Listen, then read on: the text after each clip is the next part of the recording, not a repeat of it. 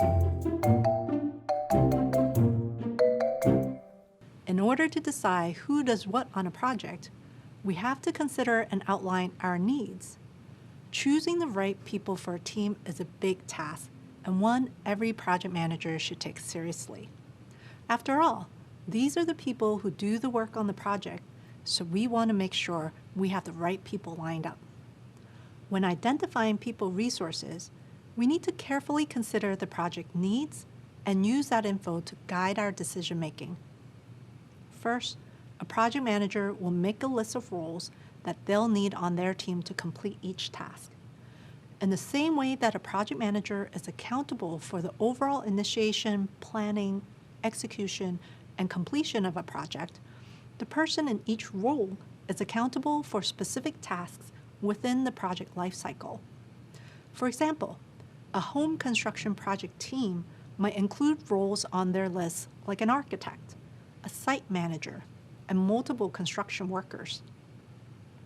Once the tasks are clearly laid out, the project manager decides how many people they'll need on their team. This can vary greatly depending on the project size. For small projects, a team may only need 3 or 4 people to complete the deliverables on time. And for larger projects, a team might include dozens.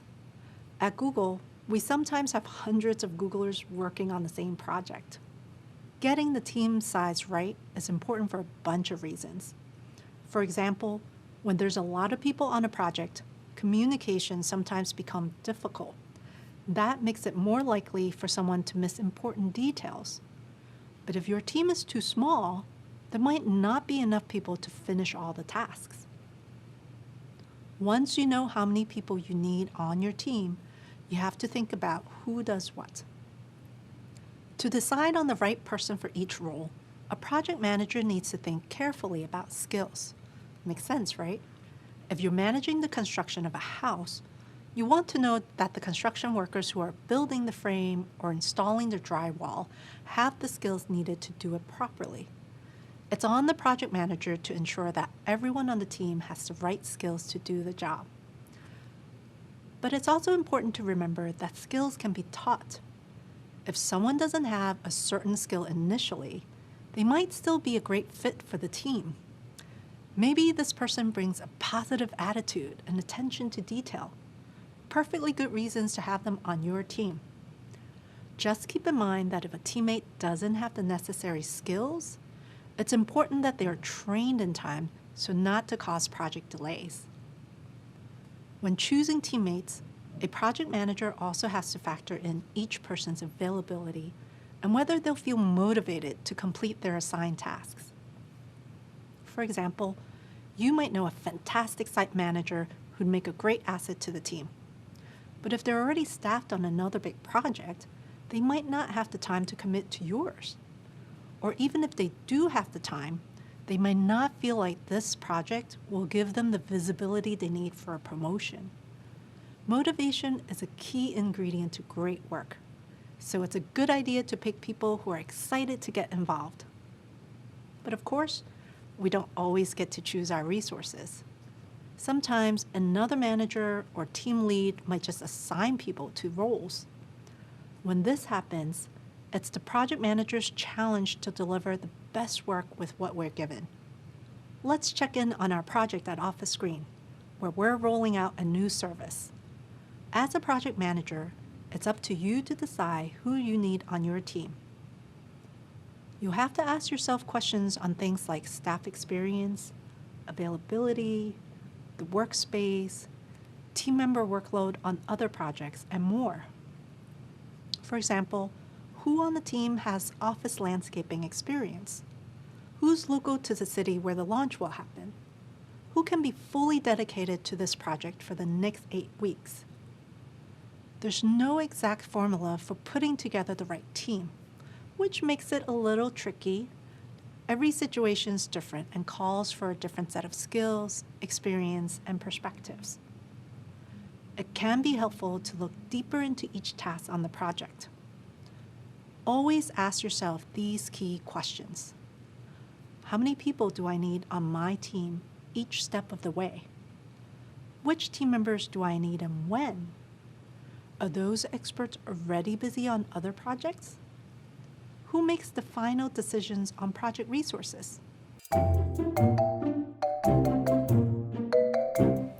To feel confident in your team, you need to know each person's role from the start. Clearly laying out the responsibilities for each role helps everyone know what project tasks they're accountable for. Odds are you can't complete this project on your own, even if you're the best project manager of all time, which we know you will be. Before we jump into the specific roles on a project, we want to call out that some roles aren't fixed. Sometimes team members need to adapt and take on more than one role at a time. This usually happens if the company is small or resources are limited.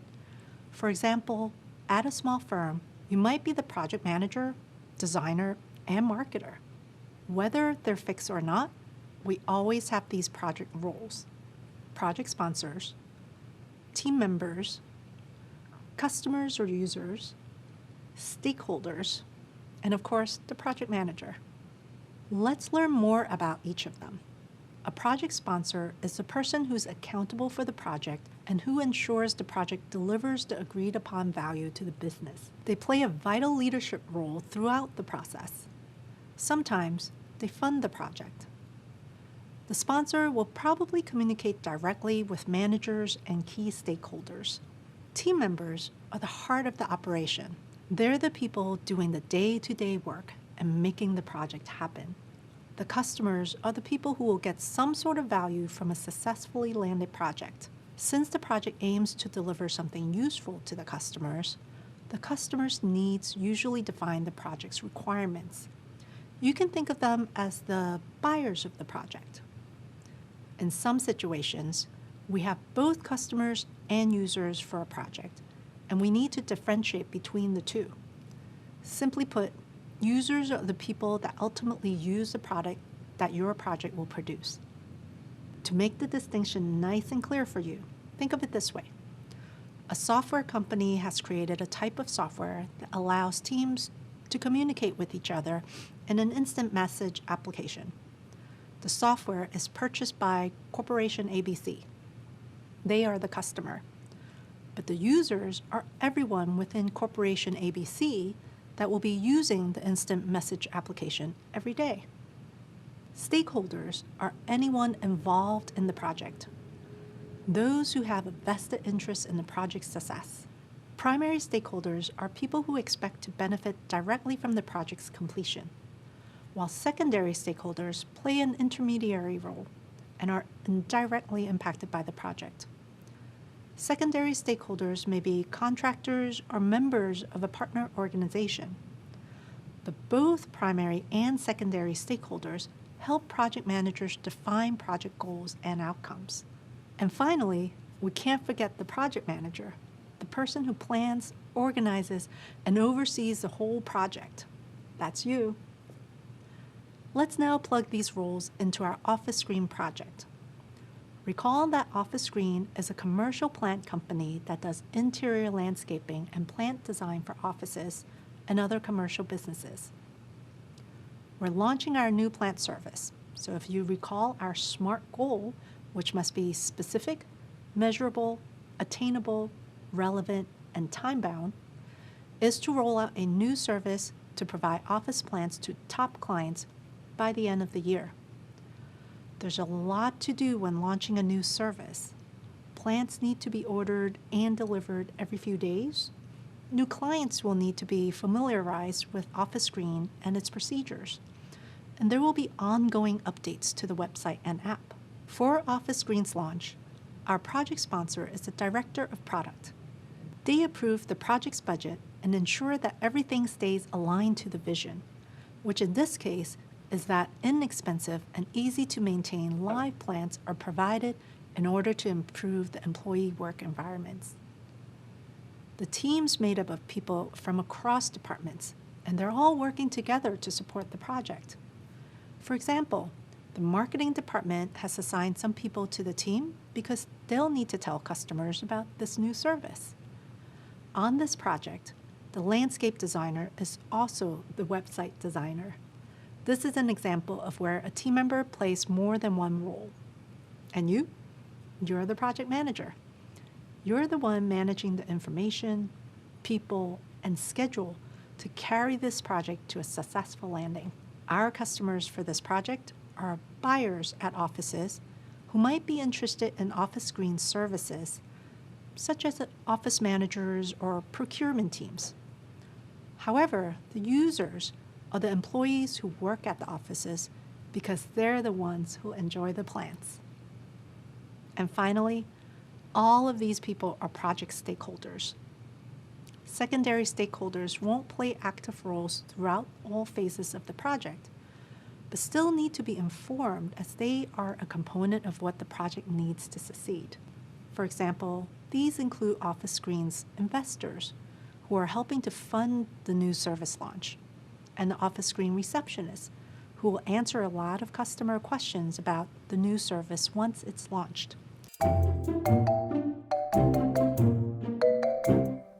Primary stakeholders are people who will benefit directly from the project's success, while secondary stakeholders are indirectly impacted by the project's success.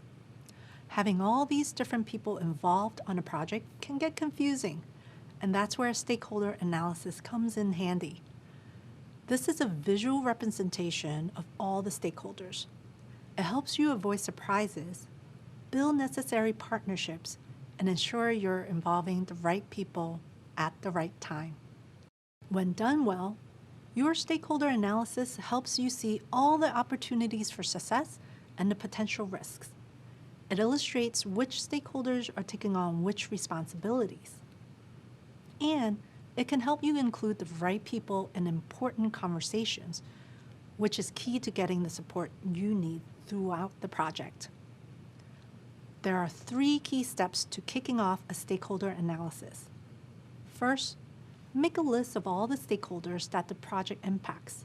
Then, determine the level of interest and influence for each stakeholder. And finally, assess their ability to participate and find ways to involve them. In the second step, we talk about influence and interest. What do those terms mean here? Influence measures how much power a stakeholder has and how much the stakeholder's actions affect the project outcome.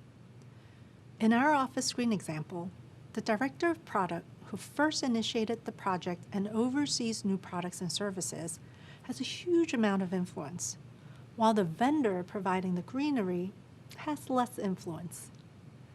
Interest is pretty much what it sounds like.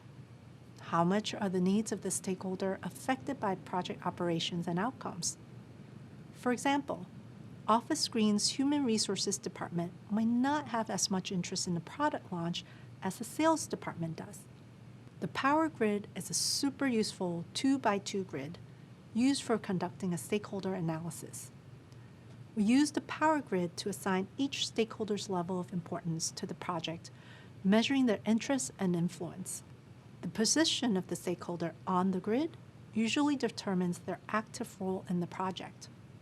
The higher the interest and influence, the more important the stakeholder is to the project's success. Without their support, it's unlikely that the project will successfully land. These people are our key stakeholders. Now that you have a better idea of each stakeholder's position on the team, you can plan how to best manage everyone.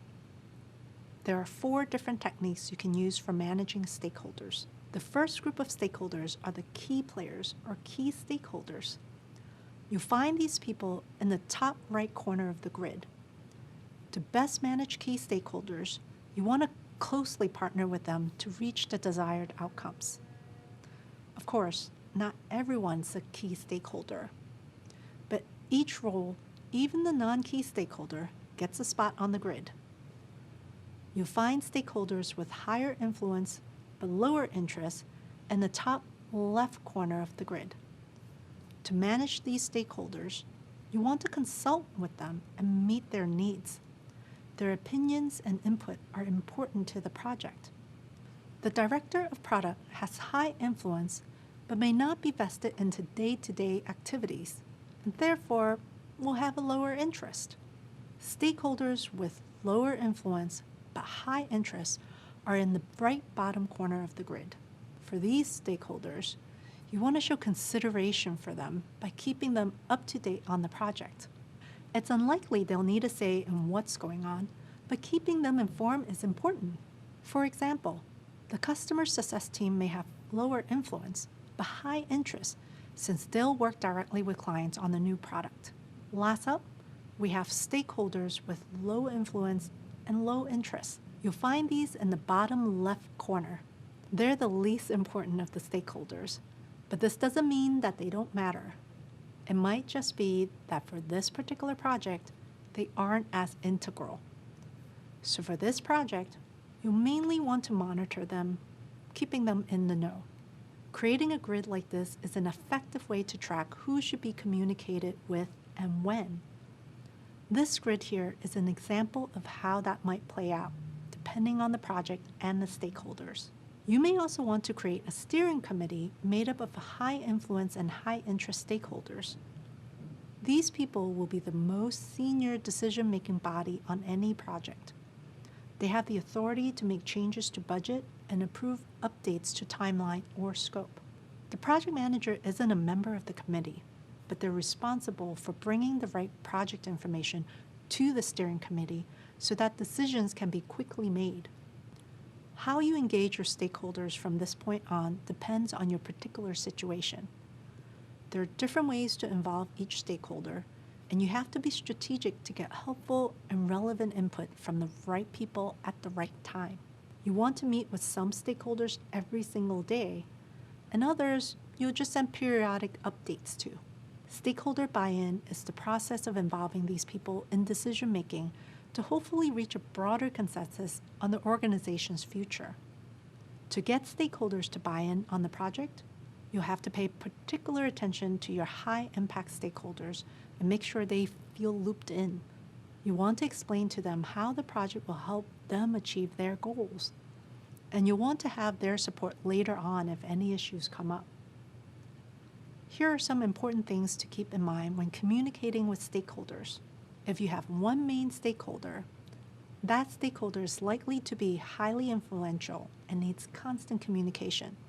But if you're on a larger project with numerous stakeholders, they won't be quite as involved in the day-to-day tasks. For stakeholders who need time to make decisions about the project, over-communicate early on. For example, hold frequent meetings and send daily end-of-day progress emails. This way, they have enough time to weigh the options and make decisions. Think about the level of project details each stakeholder needs. You don't want to spend time diving deep with stakeholders that just need a project summary. For example, the facilities team that delivers the product doesn't need daily updates on vendor pricing or website issues. On the flip side, do spend time updating key members that need frequent updates. The sales team will need to know pricing and availability changes, so a weekly check-in might make sense here.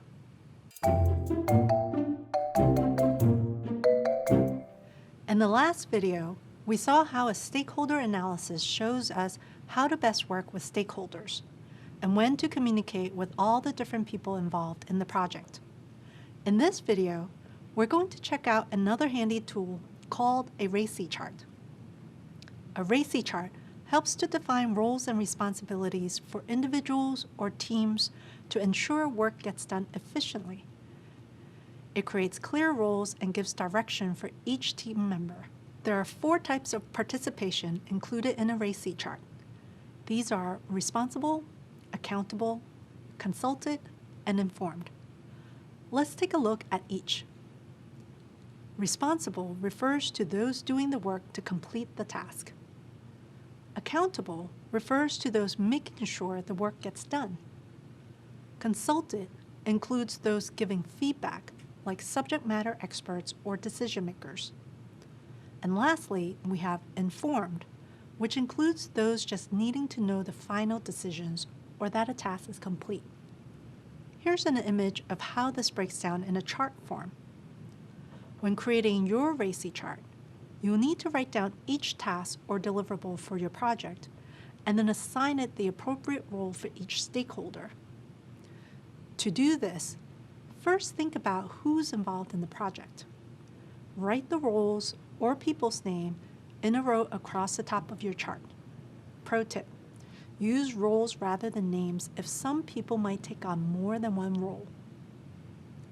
Next, write down the tasks or deliverables in a column on the left. Try not to get too specific here. You want the chart to be simple and easy to read. After that, go through each task and deliverable and ask who's responsible for doing this, who's accountable if it doesn't get done, who will have strong opinions to add and therefore should be consulted about how this gets done, and who needs to be informed of the progress or decisions made about this. Assign the letters R, A, C, and I based on your answers. For example, as a project manager on Office Screen's new service launch, one of your tasks is to create different price points for different packages and delivery frequencies. The head of finance will be accountable because the project needs to stay in budget and make money, but it's the financial analyst who's responsible, as they're the person doing the work in determining optimal pricing. The director of product will be consulted on the matter, as they oversee the product offerings. And finally, team members, like those on the sales team, need to be informed of the final pricing. It's possible there are several roles that fall into the informed and consulted categories. One thing that will always remain constant is there will never be more than one person designated as accountable. This prevents confusion because having one person accountable clearly defines ownership. However, the same person that is accountable may also be responsible. There are several other factors that can cause role confusion. For example, there might be unbalanced workloads, which means some people might be doing more work or less work than others on the team. Or there could be an unclear hierarchy, when people aren't sure who to seek help from if a task doesn't get done. Or unclear ownership of decisions, where people aren't sure who makes the final call on a project. Another issue could be overlapping work. This is when teams or individuals feel that they're responsible for the same work. When this happens, things can get confusing fast, and the same goes for excessive communication. While communication is usually a good thing, too much communication can actually make things more complicated. It can cause information overload where people don't know what to pay attention to, and so they miss something important. Wow, there's a lot of things that might cause confusion, but all these issues can be resolved or even prevented with a RACI analysis. Be proactive and do this work up front, and you'll help ensure the success of your project. Congratulations on finishing this video in the Google Project Management Certificate. Access the full learning experience, including job search help, and start to earn your official certificate by clicking on the icon. To view the next course in this video, click here, and subscribe to our channel to learn more from Google Career Certificates.